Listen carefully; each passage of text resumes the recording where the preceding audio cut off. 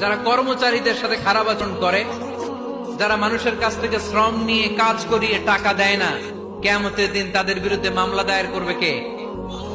কে করবে? হাদিসে কুদসি সাক্ষী বিষ্ণু ইসলাম বলেন, আল্লাহ তাআলা ফরমান, আনা খাসমুহুম সালাসাতুন আনা খাসমুহুম ইয়াউমাল কিয়ামা। তিন শ্রেণীর ব্যক্তির বিরুদ্ধে আল্লাহ বলেন, আমি নিজেই কিয়ামতের দিন মামলা দায়ের করব। I will be against them in the day of judgment. Three categories of people, I will be against them in the day of judgment.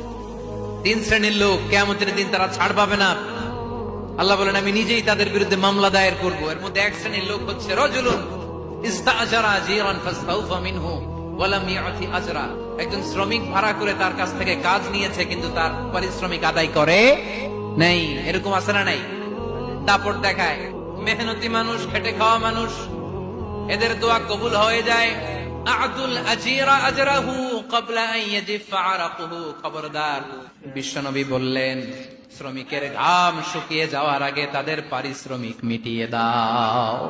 বিশ্বনবীর বিখ্যাত হাদিস, আ'তুল আজীরা আজরাহু ক্বাবলা আন ইয়াজিফা আরাকুহু। শ্রমিকের ঘাম মাটিতে লাগার আগে, শুকিয়ে যাওয়ার আগে তাদের পারিশ্রমিক